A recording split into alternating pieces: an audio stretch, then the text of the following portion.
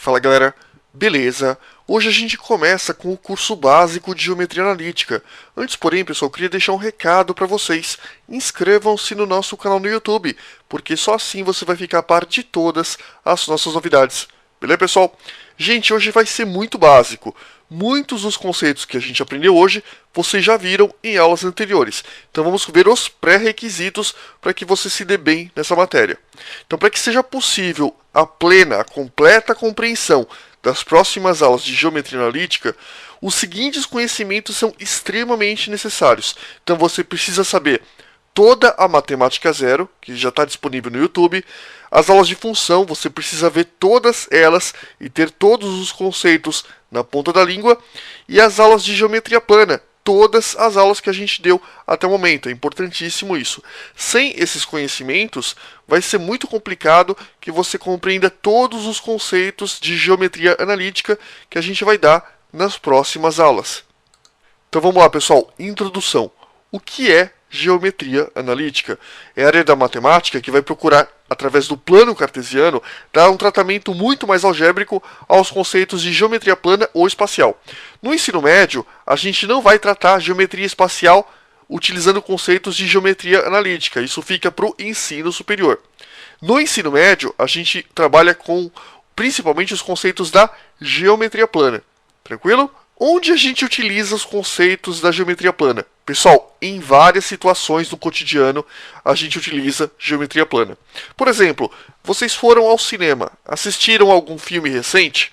Pois é muito provável que algum filme que você tenha assistido, principalmente se for um blockbuster, tenha utilizado tecnologia 3D. E tecnologia 3D é o quê? Conceito desenvolvido da geometria analítica.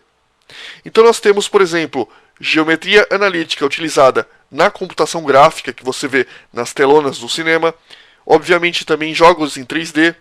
Em desenho arquitetônico industrial, muitas peças são projetadas, não são muitas peças, muitas estruturas, muitas construções, enfim, são construídas através de conceitos de geometria analítica. Aliás, pessoal, quando eu fui para a faculdade e comecei engenharia, quando eu comecei a aprender AutoCAD, pelo fato de eu saber muita geometria analítica, isso me facilitou muito a vida. Por quê? Porque AutoCAD é geometria analítica pura. É impressionante como esse tipo de conceito ajuda no desenho auxiliado por computador, o AutoCAD. E também, pessoal, em GPS. GPS também utiliza conceitos de geometria analítica e em várias outras situações. E agora, pessoal, a gente vai falar um pouquinho sobre os eixos. Então nós temos aqui o eixo X e o eixo Y. A gente sabe que aqui nós temos o plano cartesiano, amigo nosso que nós vimos em função. E o plano cartesiano ele vai ser representado através de dois eixos ortogonais. NERC, o que é ortogonal? São dois eixos que formam 90 graus. Então eles formam exatamente um ângulo reto. Pessoal, o conceito de ortogonal é um pouco, digamos assim, mais abrangente que o conceito de ângulo reto. Quando a gente aprender geometria espacial, a gente vai ver que duas retas podem não estar no mesmo plano, mas ainda assim serem ortogonais, ou seja, as projeções de ambas as retas formarem 90 graus. Então aqui nós temos duas retas, né, que estão no mesmo plano, que são ortogonais, elas vão formar 90 graus. O eixo X, que é esse cara simpático deitado, ele vai ser chamado também de eixo OX. É uma outra forma de chamar. Por que eixo OX? Tá vendo esse pontinho? Esse pontinho é o ponto O, não é zero, é o ponto O. Pessoal, esse ponto O é O de origem. Então a gente vai chamar esse segmento, ou melhor, esta reta de reta OX e esta reta de reta OY. Né? O eixo OX e eixo OY.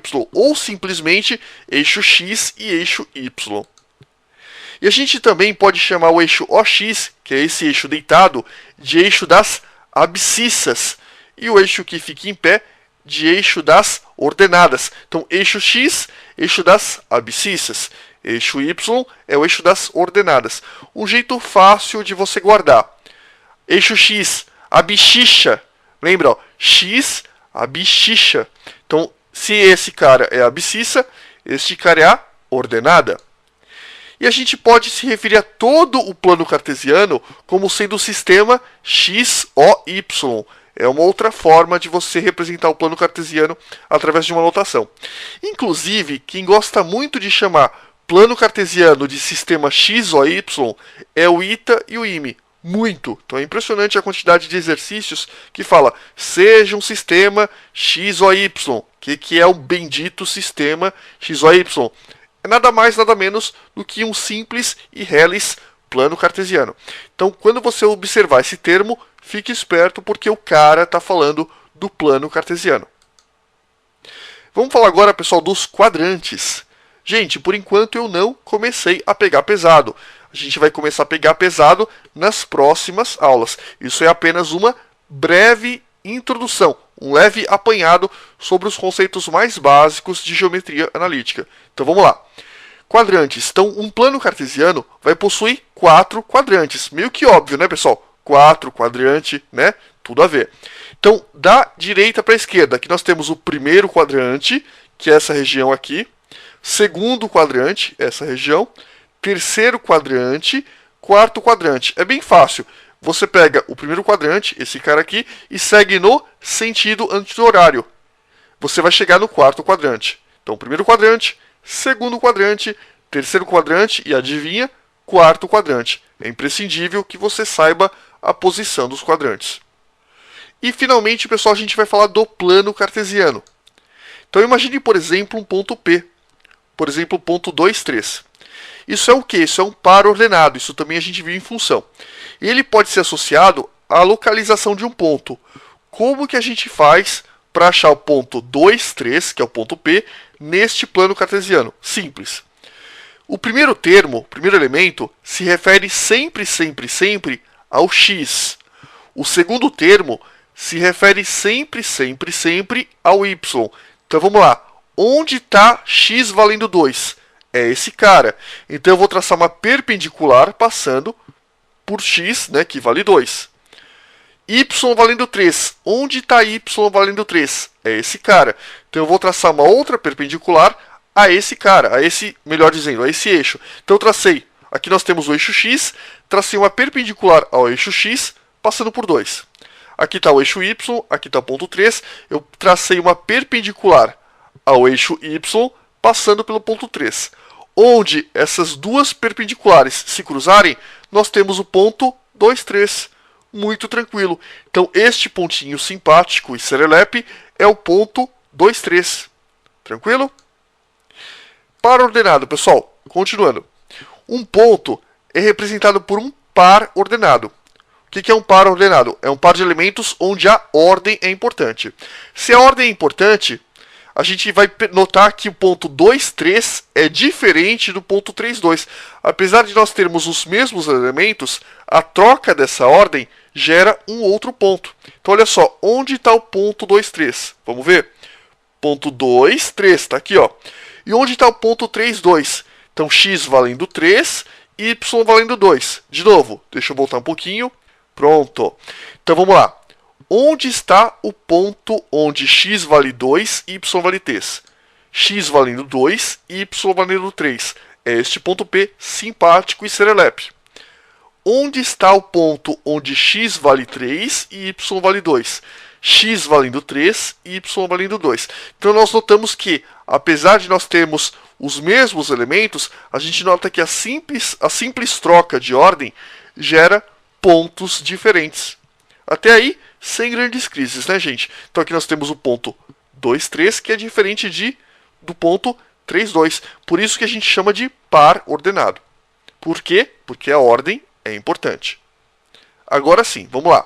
Estraguei a surpresa, já mostrei o desenho, mas vamos lá então, pessoal. A gente vai encontrar mais pontos no plano cartesiano. Me ajuda.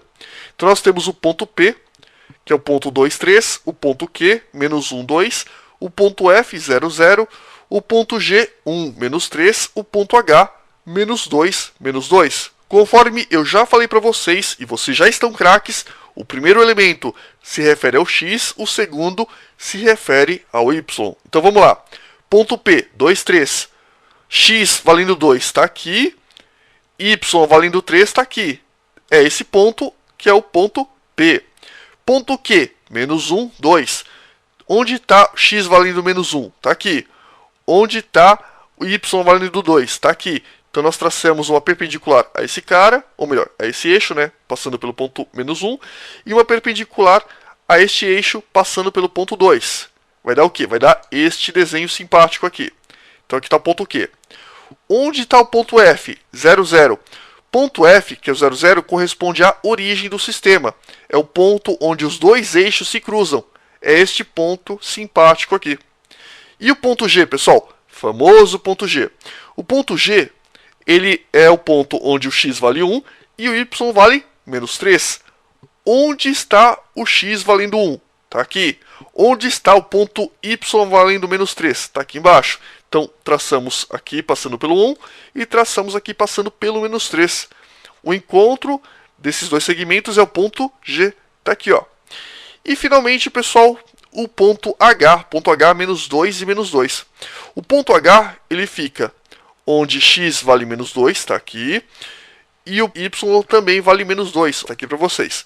O cruzamento desses dois caras é o ponto H. O que a gente pode falar? Que o ponto P é um ponto do primeiro quadrante, o ponto Q é um ponto do segundo quadrante, o ponto H é um ponto do terceiro quadrante e o ponto G é um ponto do quarto quadrante. Beleza? Ah, né, aqui o ponto F. Bom, não dá para falar nada, né, pessoal? Está exatamente no meio, então ele não pertence a nenhum quadrante.